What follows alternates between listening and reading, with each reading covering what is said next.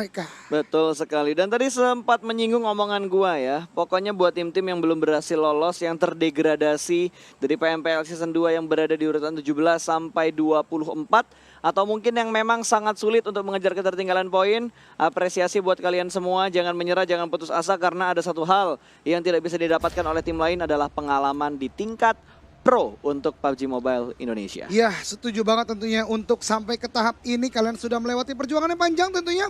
Dan seluruh perjuangan tidak ada yang sia-sia. Tinggal bagaimana memaksimalkan kembali lagi dan kita berharap bisa menyaksikan kalian lagi di PMPL season berikutnya. Oke, siap Jan? Yup, Back to the beat. back to the game. Oke, pesawat sudah mulai mengudara dan berangkat dari arah La Cobreria menuju ke arah Los Higos. Kalau kita ngomongin circle di Miramar, kita lagi sering lihat circle-nya menuju ke arah kiri bawah. Iya, betul banget. Valle del Mar dan sekitarannya memainkan perbukitan Cumacera.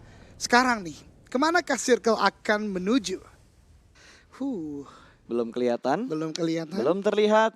Masih bersabar, pesawat akan hilang 1, 2, 3, 4, 5, 6, 7. 7 detik 7 detik. ternyata. Betul sekali. Dan circle ternyata cukup baik kalau Yap. menurut gua. Ini benar-benar sebuah central circle yang cukup besar untuk Oke. para player langsung bisa dapati. Kecuali mungkin The Pillars yang memang ke Valle del Mar dan tim-tim yang berada di utara. Betul sekali, karena tidak ada morph, tidak ada NFT.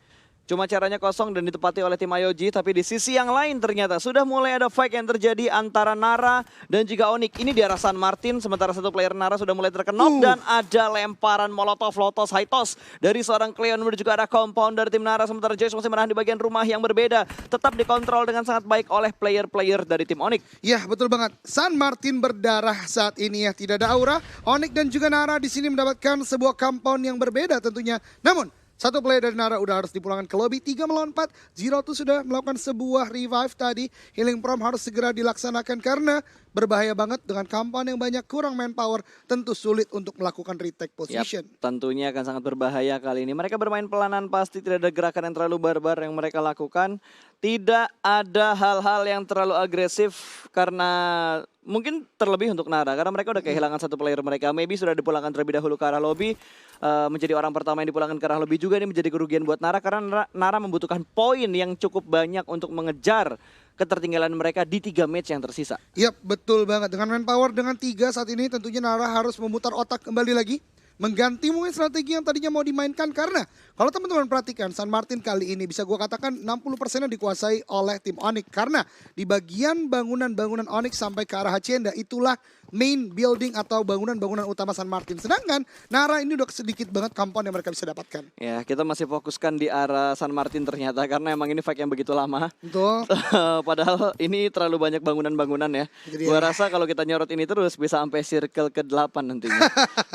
Kalau mereka nggak pindah. Itu dia, stalemate terjadi ya, masih panjang juga. Kita berpindah ke La Cobreria, tadi di bagian utara ada tim Victim dan Pecado. Untuk Bigetron Red Alliance sendiri nggak ada tim lain yang menjadi contender sejauh ini. Iya, kalau kita ngomongin tentang Bigetron juga nih, Jan. Bigetron ini kalau lu perhatikan dari beberapa map yang ada atau semua map lah yang dipertandingkan untuk di turnamen-turnamen tingkatan nasional dan internasional, mereka sekarang lagi berusaha banget untuk mengambil drop zone yang berada di tengah-tengah mapnya. I see. Pecado sudah berhasil mereka amankan. Betul. Sunhawk mereka lagi fight ingin mengamankan bootcampnya terlebih dahulu. Betul. Terus kalau kita ngomongin di arah Vikendi, mereka turun di arah apa namanya? Nama kotanya gua lupa. Wait. Kalau di Vikendi itu sekarang kalau di internasional, BTR tuh lagi sering mainnya di AB. Di EB Selatan Main di AB, tentunya. daerah Betul Wineri banget. AB itu mainnya di sana. Dan kalau kita ngomongin di Irengel, mereka main di arah farm. Betul. Tidak terlalu tengah, tapi spot yang sangat enak untuk menentukan titik rotasi berikutnya. Nah itu dia, menurut gue poin utama yang ingin dibentuk oleh tim Bigetron Red Alliance adalah karena mereka melakukan sebuah kompetisi tidak hanya domestik, Betul? internasional juga. Ha-ha. Oleh karenanya mereka butuh spot yang sangat fleksibel. Yap. Dan menurut gua posisi-posisi tengah itu tuh penting banget karena rotasi mereka akan lebih mudah dilakukan ketimbang melakukan drop zone di tempat-tempat yang notabene-nya agak pinggir. Betul, tapi karena lu bilang dan kita udah ngebahas BTR dari tadi, kalau kita perhatikan di posisi 1 dan 2 dari live standingnya, BTR dengan 795 poin, Ion dengan 745 poin. Gapnya memang terlihat jauh, tapi balik lagi, kalau di sini BTR-nya underperform, mereka pulang ke lobby di urutan 13 sampai 16 atau bahkan 9 sampai 16 di antara angka-angka itu. ada kemungkinan besar Ion bisa mengejar ketertinggalannya. Tapi dengan catatan, Ion harus mendapatkan game yang bagus, skill mereka harus 2 digit, dan mereka harus mendapatkan WBCD. Nah itu dia, berbicara hari ini misalnya, pembuka hari tadi Ion mendapatkan chicken dinner. Betul, 15 kill itu tadi merupakan sebuah awal yang cukup baik buat Ion. Namun kembali lagi, Bigoton Red Alliance, experience team ya. Bisa mendapatkan chicken dinner juga di game barusan, kemudian juga bermain cukup maksimal juga hari ini. Jadi menurut gua ini masih kejar-kejaran tentunya keduanya. Pastinya. Ion tentunya mau mengejar juga karena selain juara 1 reguler yang tadi kita bahas, langsung dapat slot ke SEA. Apalagi ya, nggak hanya di posisi 1-2. Kalau kita ngomongin 15, 16, 17, 18 lah. Oke lah, kita nggak ngelihat permainan Bonafide, NFT dan juga Red Rocket. Tapi Nara sepertinya akan sangat sulit untuk menyentuh angka 451. Mereka butuh game yang cemerlang banget di 3 game ini.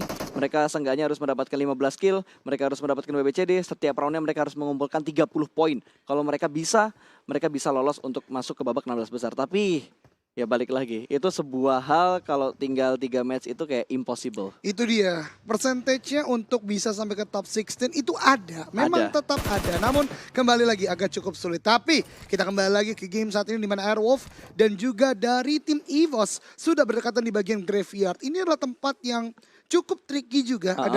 Ada di sana kuburan-kuburan, ada gereja yang bisa dimaksimalkan. Jadi kayak tim yang paling bisa untuk mendapatkan celah terbaik di Shoulder Pick kali ini, dia yang akan membuka war ini dan mungkin bisa mendapatkan kemenangan di war kali ini. Betul, kalau mereka komit untuk melakukan fight. Balik lagi, ini tinggal 3 match terakhir.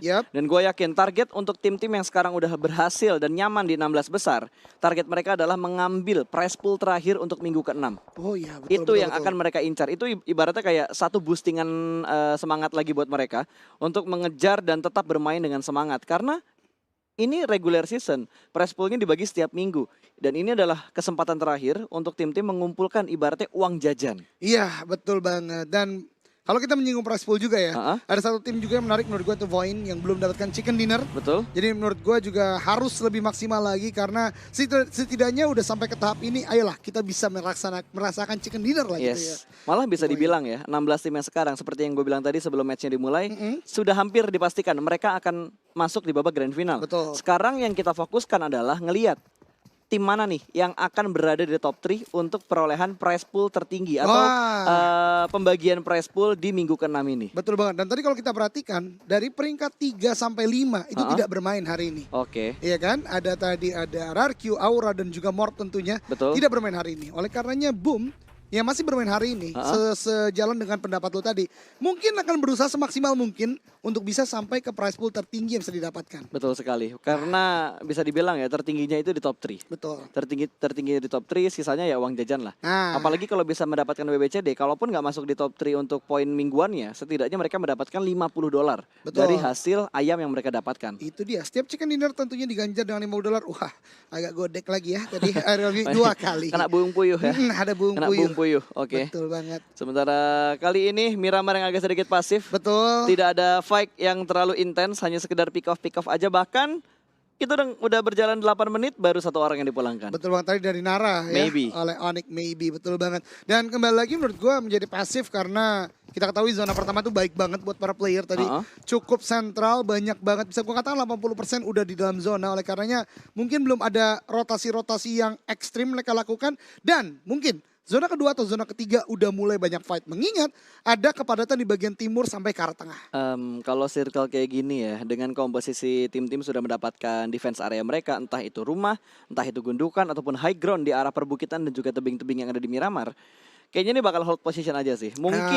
Mungkin barbarnya bakal terjadi di circle ketiga. Karena kita tahu untuk Irengel dan juga Miramar, barbar circle-nya itu di circle ketiga. Dari diameter size antara circle kedua ketiga. Betul banget, langsung mengecil agak ekstrim ya. Betul. Dan itu memaksa tentunya tim-tim untuk melakukan rotasi dan EXC dari EVOS karena kedatangan the third party. Ada third party ternyata yang datang ke arah graveyard. EXC tidak akan bisa diselamatkan karena Dranix juga langsung melakukan setup. EXC dieksekusi begitu saja. Poin pertama untuk Dranix, tapi sepertinya EVOS saat ini ke sandwich oleh Aerowolf.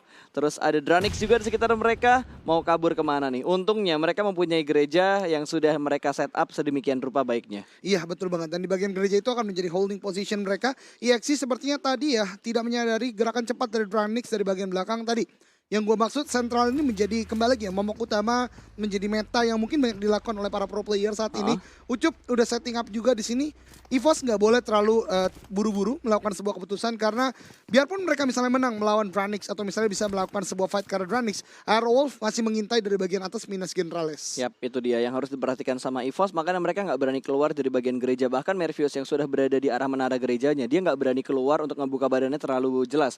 Dia hanya bermain TPP dan berusaha untuk mendapatkan informasi dari setup yang dilakukan oleh tim Dranix ini. Iya, betul banget. Dan kita berpindah ke tempat lain, tentunya ada IOG yang sudah kontrol bagian high ground. Ada rotasi juga yang dilakukan oleh Altrigo di bagian sana. Ini ada di sekitaran Los Leones di bagian bawahnya dan juga dekat juga dengan Pekado. Tentunya jalur rotasi yang cukup luas di sini. Ada open field juga. Ada spot yang dilakukan oleh Olis ke arah player-player Altrigo. Kalau tadi kita perhatikan sedikit, namun kembali lagi, belum ada fight yang terjadi di tempat ini. Lu baru singgung gak ada fight. Tiba-tiba ada satu knockdown itu dia. yang terjadi. Siren menuju ke arah pemain dari tim Onyx. Ternyata satu player mereka tertikung ketika sedang melakukan rotasi dan ada lemparan granat lagi. Anthem masih fokus menuju ke arah Nick, tapi ternyata dua setup flank dilakukan oleh tim Onyx. Tinggal melihat setup mana yang lebih rapi dan area mana yang lebih menguntungkan. Karena kalau kita lihat dari Onyx, pemain mereka semuanya nge-split 2-1 setup yang mereka lakukan, sementara Siren membelah formasi mereka menjadi 3-1 ini harusnya. Ya, betul banget. Nick sudah knockdown, sepertinya akan cukup sulit untuk bisa di-revive oleh teman-temannya dari Onyx. Agak spreading out terlalu jauh, tapi kembali lagi Onyx sekarang udah kontrol bagian high ground di sekitaran power grid. Dan Siren sepertinya menyadari itu. Audrey akan melakukan sebuah regrouping dengan temannya di bagian high ground yang lain. Ini akan menjadi lock, sama-sama lock ya, karena dengan high ground control yang berbeda.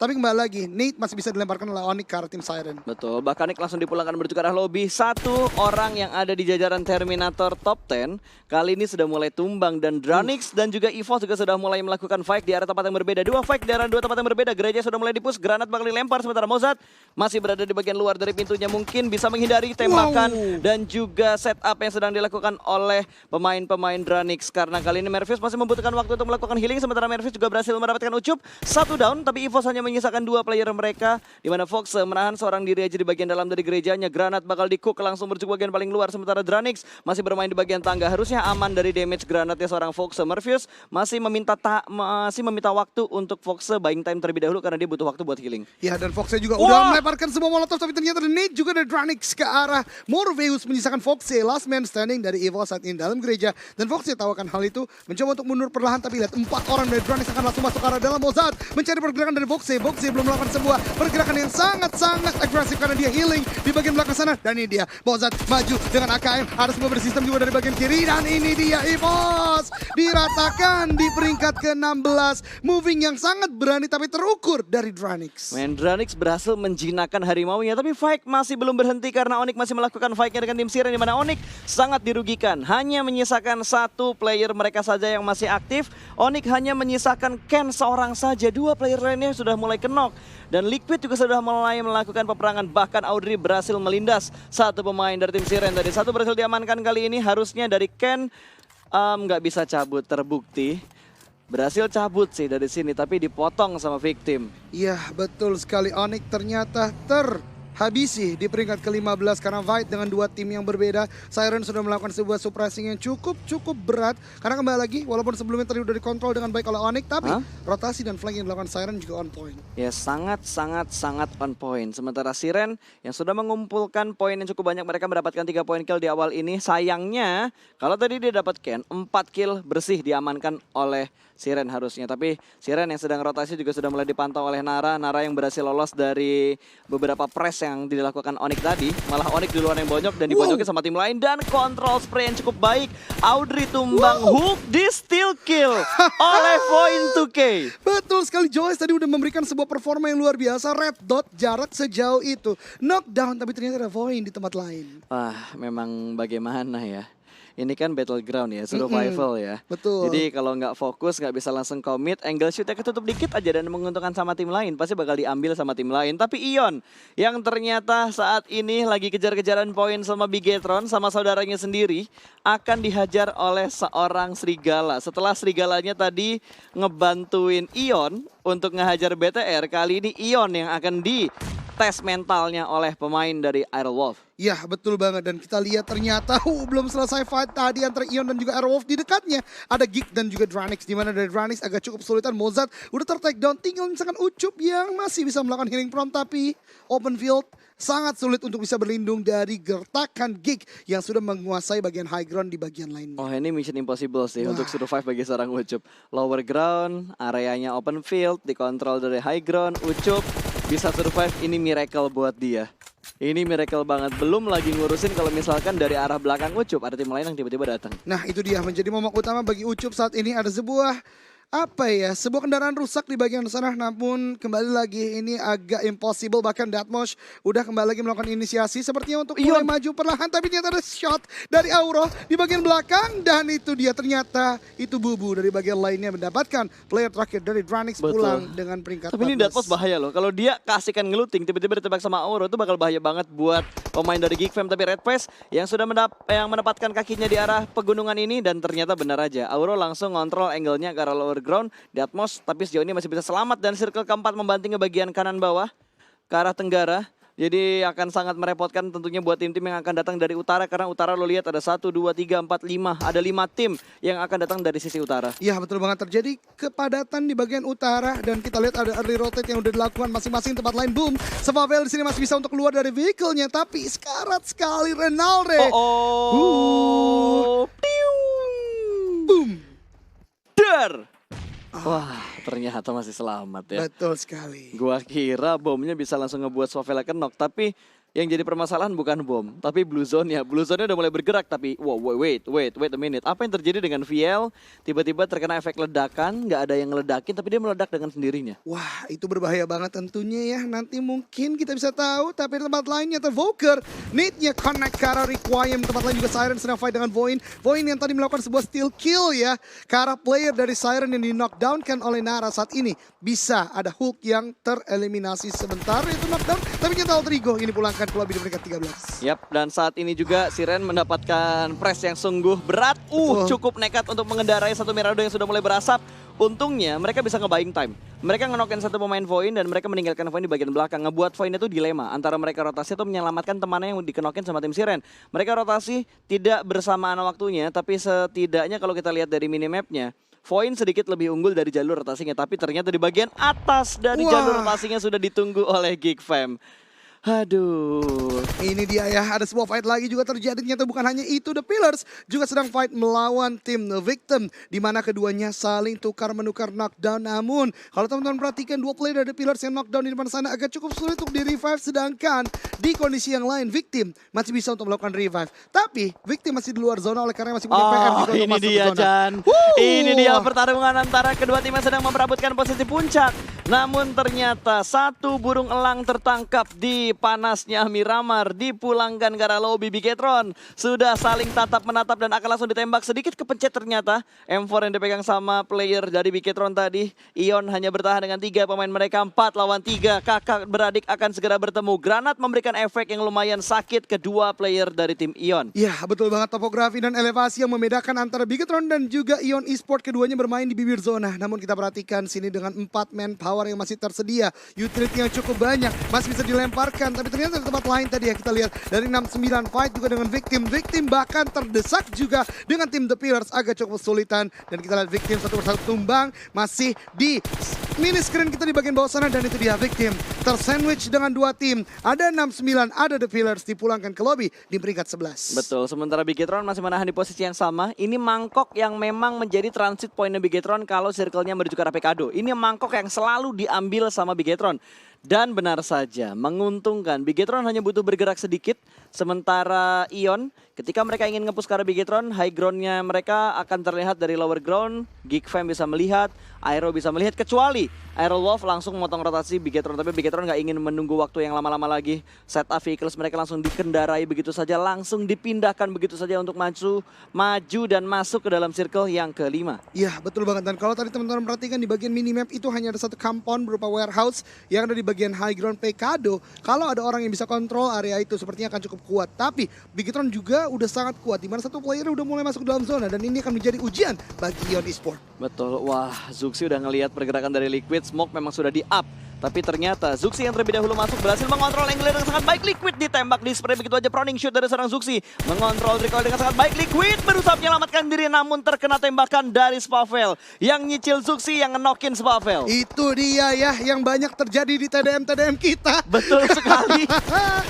Dan masih dengan peperangan yang masih berlanjut, Ion bahkan sekarang 2 orang sudah dengan low HP-nya knockdown Red Face and Aimstar. Menyisakan satu player terakhir dari Ion. Ada sebuah push yang dibangun oleh Bigetron. Microboy udah sangat berani dari bagian atas. Auro last man standing masih menjaga-jaga, masih mencari-cari, masih melakukan sebuah shoulder pick. Microboy sudah terbuat di sana, di shot oleh Auro. Belum ada knockdown yang terjadi. Kita lihat ada Luxi dari bagian atas, Zuxi juga dari sana. Dan ini dia shot dari atas Auro.